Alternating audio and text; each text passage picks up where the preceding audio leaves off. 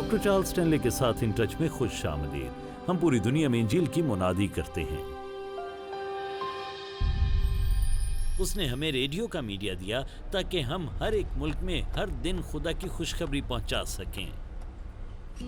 Doctor Charles Stanley के साथ in touch में खुश आमदीद।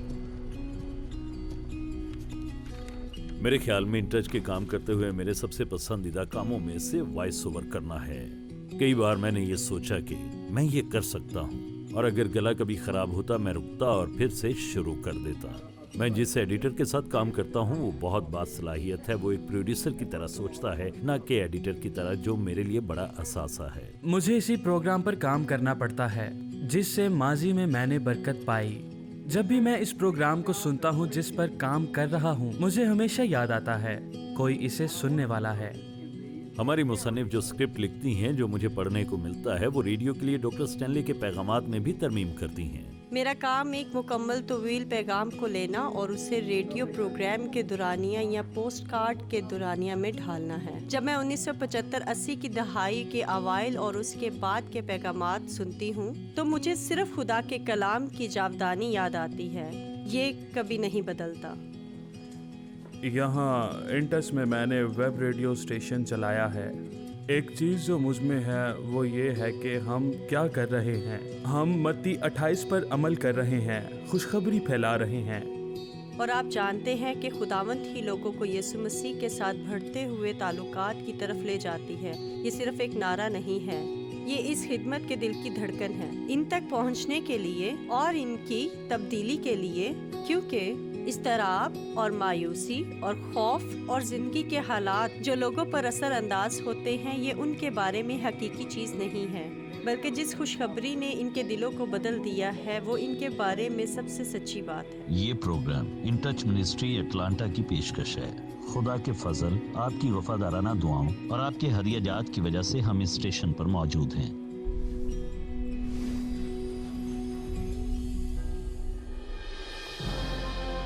अब देखें इन टच पर तौबा की बुलाहट। आप कितनी बार खुदा के सामने एक ही पुरानी बात का इकरार करते रहते हैं। आपने कितनी बार उसे बताया कि आपको इस पर कितना अफसोस है, और कितनी बार उसे ये बताने के बाद आपने कहा कि मैं दोबारा ऐसा नहीं करूँगा, और आपके अंदर इसके बावजूद एक गहरा शक मौजूद था कि आप दोबारा ऐसा करेंगे। आप कहते हैं मैंने इकरार किया है, एतराफ़ किया है, और मुझे अपनी ज़िंदगी में इस चीज़ पर कोई फतह नज़र नहीं आती। और क्या बाइबल ये नहीं कहती कि अगर हम अपने गुनाहों का इकरार करते हैं तो वो हमारे गुनाहों को माफ़ करने और हमें सारी नाराज़गी से पाक करने में सच्चा और आदिल है। मैं अपनी ज़िंदगी के इस ख़ास हिस्से में आखिर फतह को क्यों नहीं देखता? तो मैं तौबा की बुलाहट के उन्वान से इस पैगाम में इसी पर बात करने वाला हूँ। अब अगर कोई आपसे पूछता है कि तौबा क्या है, तो आप क्या बताएंगे?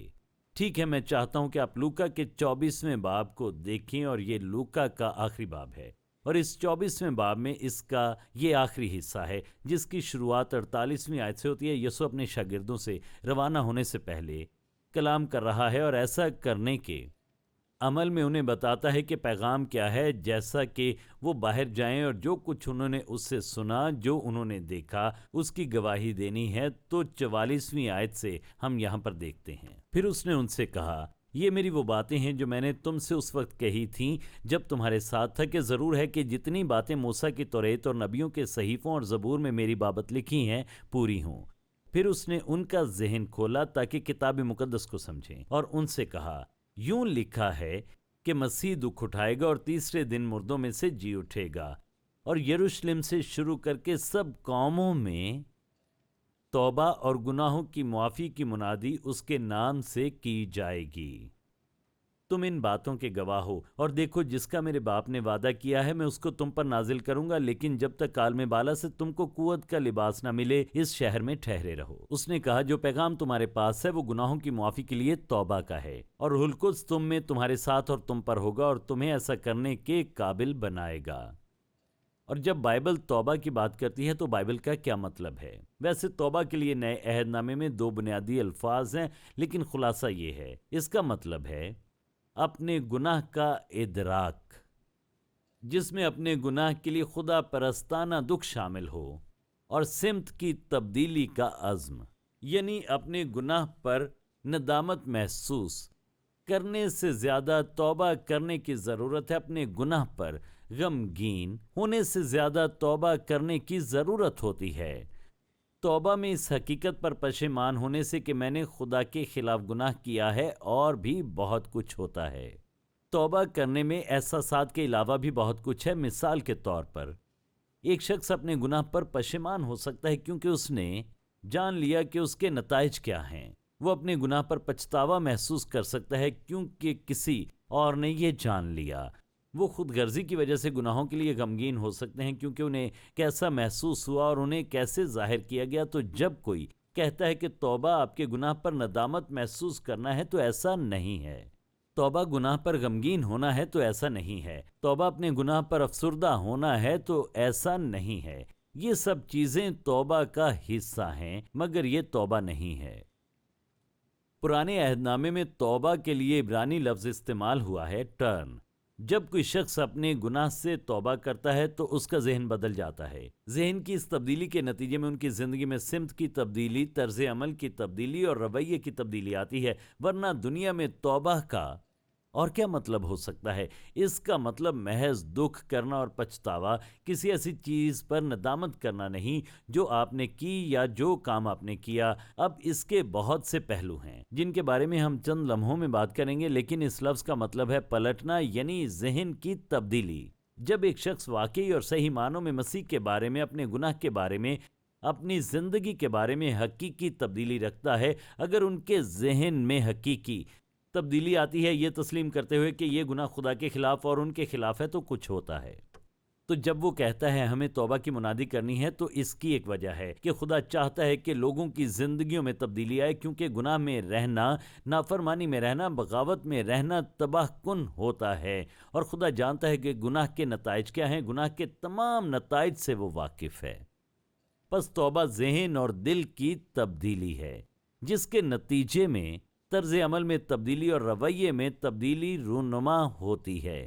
اور لوگوں کو گناہ پر فتح نہ ملنے کی ایک بنیادی وجہ یہ ہے کہ وہ بار بار اسی پرانے گناہ کے ساتھ خدا کی طرف آتے ہیں، اور اس سادہ سی وجہ سے ان کی توبہ ہمیشہ ادھوری رہتی ہے اور یہ مکمل توبہ نہیں ہو سکتی۔ اب میں چاہتا ہوں کہ ہم اس شخص کی زندگی میں توبہ کی جگہ دیکھیں جو شخص مسیحی نہیں ہے۔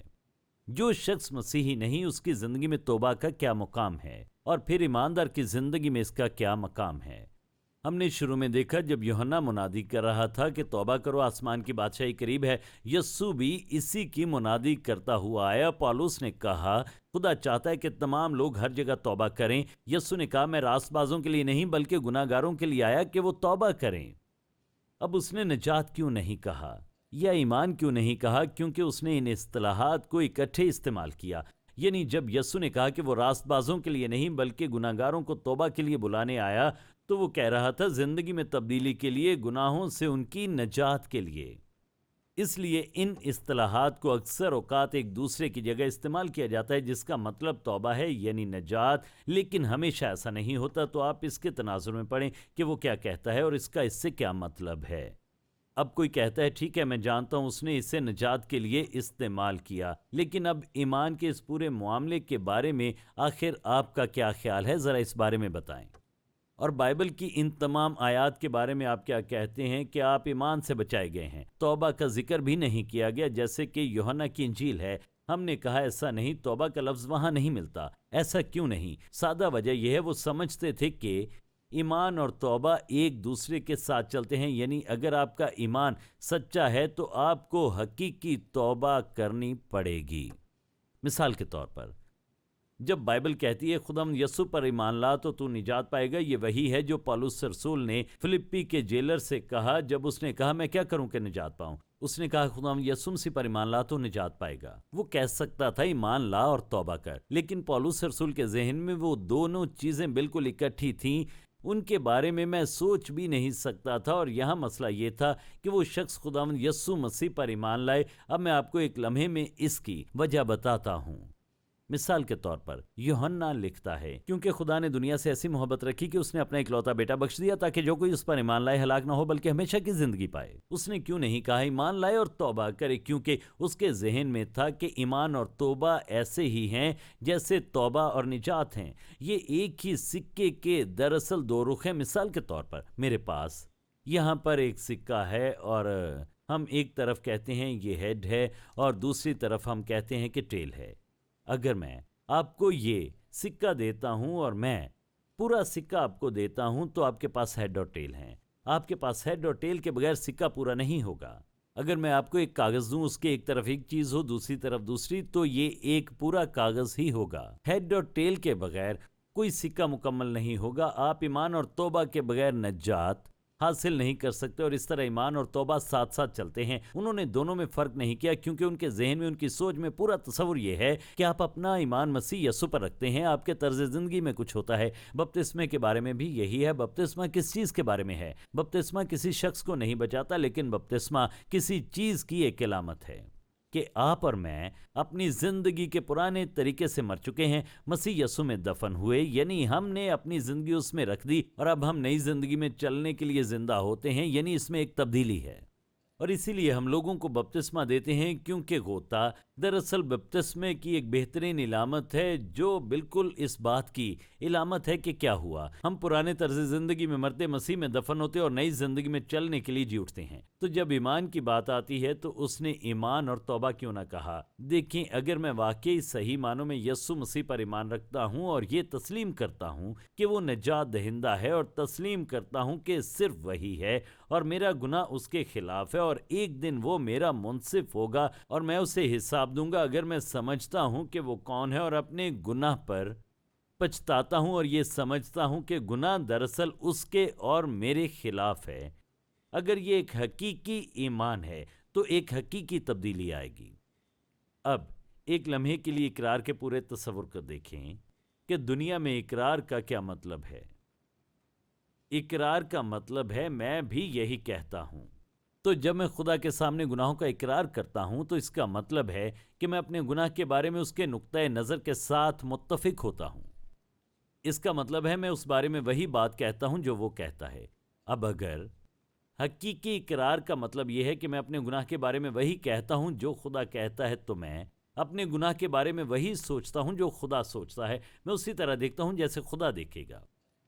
اگر یہ سچا اقرار ہے تو اس میں توبہ کا عنصر ضرور ہونا چاہیے، کیونکہ اگر میں اسی طرح دیکھتا ہوں جیسے خدا دیکھتا ہے تو وہ اس طرح دیکھتا ہے کہ یہ غلط ہے، یہ خدا کے خلاف ہے، یہ میرے خلاف ہے، اس کے تباہ کن نتائج ہوں گے یا اس کے بہت برے نتائج ہوں گے۔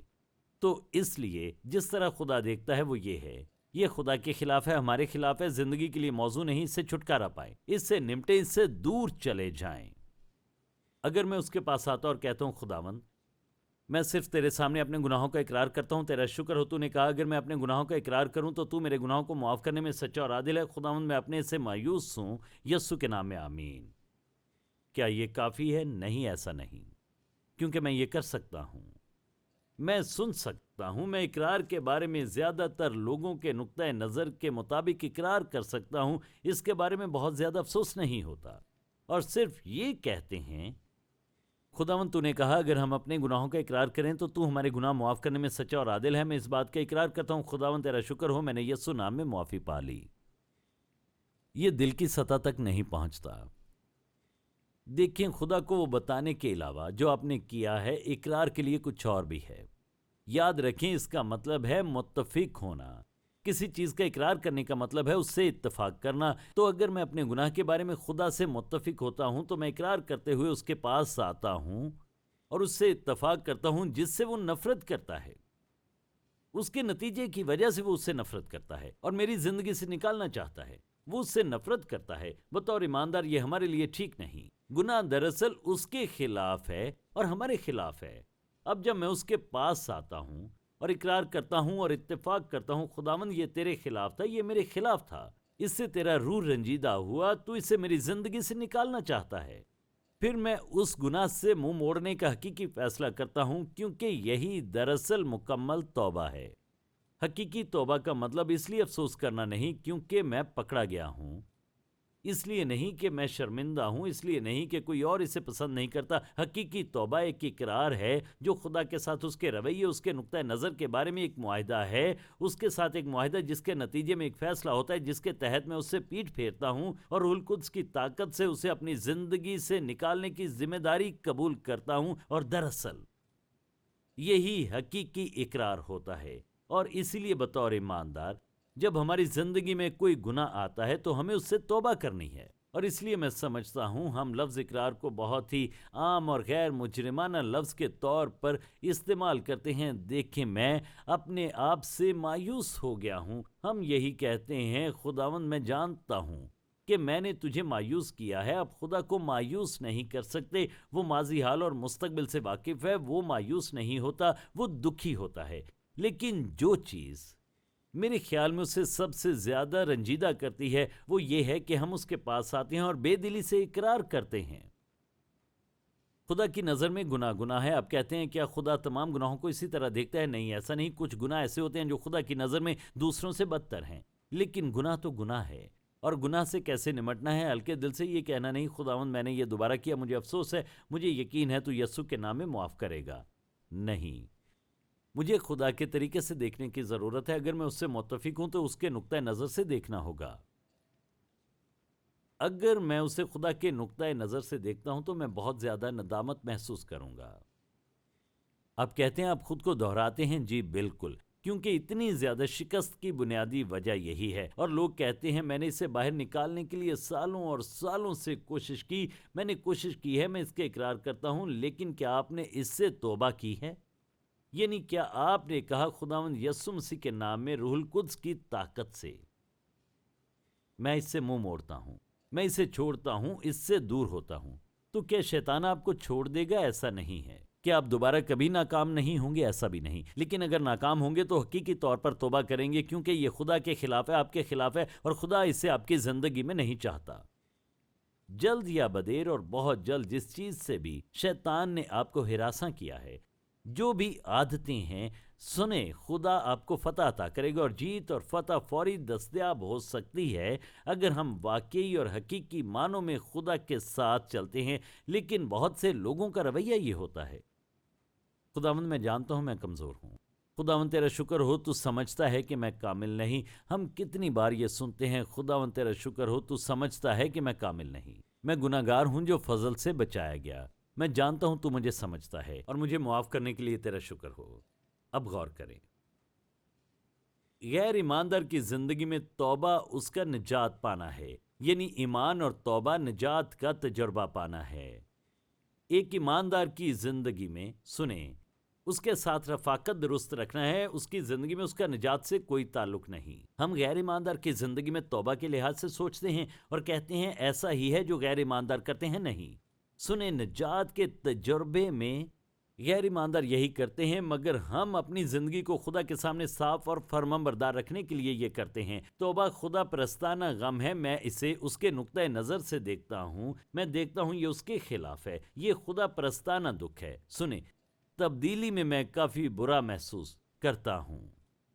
آپ کہتے ہیں آپ بدلتے کیوں نہیں؟ جس وجہ سے لوگ تبدیل نہیں ہوتے وہ یہ ہے کہ وہ اس بارے میں قائل نہیں ہوتے، وہ اس کی وضاحتیں دیتے ہیں۔ حقیقی توبہ کے نتیجے میں رویہ، عمل اور طرز عمل میں حقیقی تبدیلی آئے گی، اور جیسا کہ میں نے پہلے کہا، یہ ہم سب کی زندگی میں ایک جیسا نہیں ہوگا۔ مثال کے طور پر، خدا ہم میں سے ہر ایک کو یا کسی کو ایک ہی بات پر مجرم نہیں ٹھہراتا۔ ہم زندگی کے کسی موڑ پر سزا پانے والے تھے کہ جب ہم بچ گئے، وہ ہمیں آہستہ آہستہ لے جاتا ہے اور روح القدس کے ذریعے ظاہر کرتا ہے کہ یہ ہمارے لیے موضوع نہیں، کیونکہ بعض اوقات ہم سننے کو تیار نہیں ہوتے۔ ایسا نہیں کہ ہم سننا نہیں چاہتے، بلکہ تیار نہیں ہوتے، اور اس طرح خدا اپنے فضل اور محبت اور رحم اور صبر اور تحمل سے ہماری زندگی کو پورے طور پر صاف کرتا ہے۔ خدا کا فضل کیا ہے؟ خدا کا فضل ہم ایمانداروں کے لیے اس کی بخشش ہے جب ہم اس کے خلاف گناہ کرتے ہیں، اور یہ ضروری نہیں کہ یہ کوئی عادت ہو، بلکہ کچھ ایسا ہو جو آپ کی زندگی میں ہوتا ہے، اور ہو سکتا ہے کہ یہ کوئی لالچ ہو یا کوئی آپ کو تنگ کرتا ہو اور آپ کو بہت برا لگتا ہو اور آپ کو صرف غصہ آتا ہے اور آپ جانتے ہیں کہ یہ غلط ہے، لیکن آپ واپس کچھ کہنا چاہتے ہیں۔ پھر کیا ہوتا ہے؟ روح القدس ملامت کرتا ہے کہ یہ تمہارے لیے ٹھیک نہیں، اور اگر یہ حقیقی توبہ ہے تو آپ کہیں گے خداوند مجھے افسوس ہے، یہ میری زندگی کے لیے ٹھیک نہیں، میں اس گناہ سے توبہ کرتا ہوں، خداوند میں اب اپنی زندگی میں ایسا نہیں چاہتا۔ سچی اور مکمل توبہ نہ صرف رویے کی تبدیلی ہے بلکہ یہ طرز عمل اور رویے میں ایک مکمل تبدیلی ہے، اور آپ کو اور مجھے خدا پرست لوگوں سے راست باز زندگی کی توقع رکھنے کا حق حاصل ہے، مگر عدالت کا حق نہیں۔ کوئی تنقید کرتا ہے میں یسوع کے لیے پھلوں کو پرکھتا ہوں، میرا نہیں خیال بائبل میں کوئی ایسی آیت ہے کہ اس نے ہمیں کسی کے پھلوں کو پرکھنے کی نعمت دی ہے۔ وہ یہ کہتا ہے، متی 7ویں باب میں بہت مضبوط بیان ہے، سنیں وہ یہاں پر کیا کہتا ہے۔ اس پورے خیال کے بارے میں 21ویں آیت میں لکھا ہے، جو مجھ سے اے خداوند کہتے ہیں ان میں سے ہر ایک آسمان کی بادشاہی میں داخل نہ ہوگا، مگر وہی جو میرے آسمانی باپ کی مرضی پر چلتا ہے۔ خدا کی مرضی کیا ہے؟ خداوند یسوع مسیح کو شخصی نجات دہندہ قبول کریں۔ سنیں، ان کی زندگی میں ایک تبدیلی آتی ہے۔ اس دن بہتیرے مجھ سے کہیں گے کہ اے خداوند کیا ہم نے تیرے نام سے نبوت نہیں کی، اور تیرے نام سے بدروحوں کو نہیں نکالا، اور تیرے نام سے بہت سے معجزے نہیں دکھائے؟ پھر یہاں پر لکھا ہے، اس وقت میں ان سے صاف کہہ دوں گا کہ میری کبھی تم سے واقفیت نہ تھی، اے بدکارو میرے پاس سے چلے جاؤ۔ اے خداوند کیا ہم نے تیرے نام سے عظیم کام نہیں کیے؟ میں تمہیں نہیں جانتا۔ یہ دل کی حالت ہے۔ سنیں، حقیقی نجات کا مطلب ہے رویے کی تبدیلی۔ اس کا مطلب ہے کہ بے اعتقادی سے کہ وہ کون ہے اس پر ایمان لانے تک کہ وہ دراصل کون ہے، اور توبہ اس قدر اہم ہے کہ آپ دونوں کو الگ نہیں کر سکتے، اور وہ تبدیلی لانے والا خدا ہے، اور تبدیلی فوری طور پر اس لمحے واقع ہوتی ہے جب آپ بے اعتقادی سے یسوع مسیح پر بطور شخصی نجات دہندہ ایمان لانے کی طرف آتے ہیں، اور یہ سب سے پہلی بات ہے۔ تو آپ کسے پہلے رکھتے ہیں، تبدیلی کو یا ایمان کو؟ یہ کسی کو بھی پہلے نہیں رکھتے، یہ ایک ہی سکے کے دو رخ ہیں۔ آپ کے پاس نجات کے لیے اقرار اور توبہ ہے۔ جب ایماندار کی بات آئے تو آپ کی اور میری ذمہ داری ہے ہم خدا کو جواب دہ ہیں۔ ہم جو زندگی گزارتے ہیں اس کے لیے خدا کے سامنے ذمہ دار ہیں، اور توبہ ہماری زندگی کا ایک اہم حصہ ہونی چاہیے۔ توبہ کے بغیر اقرار کس کے برابر ہے؟ زیادہ سے زیادہ اقرار اور اقرار اور اقرار، کیونکہ اس سے کوئی تبدیلی نہیں آئے گی۔ یہ توبہ ہے جو اس اقرار میں طاقت پیدا کرتی ہے، کیونکہ دونوں واقعی ایک دوسرے کے ساتھ جڑے ہوئے ہیں۔ اگر یہ ایک حقیقی اقرار ہے تو اس میں توبہ شامل ہوگی، سوچ کی تبدیلی، دل کی تبدیلی، اور پھر طرز عمل کی تبدیلی۔ جب کوئی شخص کہتا ہے دیکھیں میں نے اقرار کیا اور کرتا رہا اور پتہ نہیں مجھے کیوں فتح نہیں ملی، تو کیا آپ نے رک کر یہ کہا کہ خداوند اب یہ میری زندگی میں نہیں رہے گا، میں اس گناہ سے توبہ کرتا ہوں، اور روح القدس کی طاقت سے میں یہاں اور ابھی زندگی میں اس سے دور جانے کا انتخاب کرتا ہوں؟ آپ کہتے ہیں کہ میں کیسے دور جاؤں؟ آپ کے اندر روح القدس کی طاقت ہے جو آپ کو اس سے دور جانے کے قابل بناتی ہے۔ اب غور سے سنیں، یہ گناہ کا ایک فریب ہے، یہ گناہ کا ایک خوفناک فریب ہے جو کہ شیطان کہتا ہے کہ یہ آپ کو کوئی نقصان نہیں پہنچائے گا، 2 بار سے نقصان نہیں ہوگا، 3 بار سے نقصان نہیں ہوگا، 4 سے نقصان نہیں ہوگا، اور ہر کوئی یہی غلطی کرتا ہے، یہاں تک کہ آخر کار یہ آپ کے گرد لپٹ چکا ہوتا ہے، اور آپ خدا کے حضور توبہ کے لیے آتے ہیں، اور آپ کو ایک خوفناک جدوجہد کرنی پڑتی ہے۔ اسی لیے جب آپ اس سے نمٹتے ہیں، جب ہماری زندگی میں گناہ پیدا ہوتا ہے، تو اس سے نمٹنے کا صحیح وقت یہی ہے، اس سے پہلے کہ یہ آپ کی زندگی پر قابض ہو جائے۔ اور کیا ہوتا ہے، زیادہ دیر تک یہ نہیں چل پاتا، کیونکہ آپ نے شیطان کو اپنی زندگی میں بڑی گرفت حاصل کرنے کی اجازت دی۔ کیا خدا اسے توڑ سکتا ہے؟ جی ہاں، وہ یہ کرے گا، جی کرے گا۔ مسئلہ یہ نہیں کہ خدا یہ کر سکتا ہے یا نہیں کر سکتا، مسئلہ یہ ہے کہ کیا میں یہ چاہتا ہوں۔ ایک شخص جو کسی عادت میں مبتلا ہے، سچ تو یہ ہے کہ وہ اس عادت سے لطف اندوز ہوتے ہیں، یہ ان کی زندگی کا حصہ بن جاتا ہے۔ سچ یہ ہے وہ ایک طرف کہتے ہیں خداوند مجھے اس سے بچا، لیکن اندر سے وہ اسے ترک نہیں کرنا چاہتے۔ یہ حقیقی توبہ نہیں، اس سے نمٹنے اور اس سے دور رہنے کے لیے ایک فیصلہ کرنا ہوگا۔ لہٰذا میں آپ کی حوصلہ افزائی کرتا ہوں، اگر آپ نے کبھی بھی یسوع مسیح کو نجات دہندہ قبول نہیں کیا اور آپ اپنی زندگی کو صاف کرنے کے انتظار میں ہیں تو اسے بھول جائیں. یہ آپ کا کام نہیں، خدا خود صاف کرے گا. آپ خدا یسوع مسیح سے اپنے گناہوں کی معافی مانگیں، یہ تسلیم کرتے ہوئے کہ آپ کا گناہ خدا کے خلاف اور خود آپ کے خلاف ہے، اور اس نے اپنے بیٹے یسوع کے وسیلے صلیب پر جان دی، اور اس نے آپ کے گناہ کا پورا قرض چکا دیا. اور جب آپ یہ کہنے کو تیار ہوں گے، ہاں میں ایمان لاتا ہوں کہ یسوع مسیح وہی ہے جو وہ کہتا ہے، آپ اچانک بدل جائیں گے. اچانک تبدیلی آئے گی. میں اپنی زندگی اس کے ہاتھ میں دیتا ہوں. میں اپنے گناہوں کی معافی کے لیے یسوع مسیح پر بھروسہ کرتا ہوں. آپ اپنی زندگی میں ایک ڈرامائی تبدیلی دیکھیں گے، اور یہ تبدیلی فوری طور پر آئے گی اور آپ کی باقی زندگی میں خود کو ظاہر کرتی رہے گی. اگر آپ ایماندار ہیں اور بار بار وہی پرانی چیزیں لاتے ہیں، رات کو سونے سے پہلے یا بیدار ہوتے وقت، یا یہ جو کچھ بھی ہے، خداوند یہ ہے جو تو نے پہلا یوحنا 1:9 میں کہا، میں دوبارہ اس کا اقرار کرتا ہوں، مجھے فتح کیوں نہیں ملتی؟ کیونکہ امکان ہے کہ آپ اس گناہ کی نوعیت، اس گناہ کے نتائج اور اس گناہ کا جس سے آپ دور جانے کا انتخاب کرتے ہیں، ایمانداری سے سامنا کرنے کو تیار نہیں ہوتے. آپ اسے نہ کہنے کا انتخاب کریں، آپ اسے ترک کرنے کا انتخاب کریں. اور عزیزو، اگر آپ اسے ترک کرنے کا انتخاب کرتے ہیں تو خدا کی تمام قدرت آپ کی مدد کے لیے موجود ہے. اگر آپ کو آج کے پروگرام سے برکت ملی ہے تو وزٹ کریں intouch.org پر.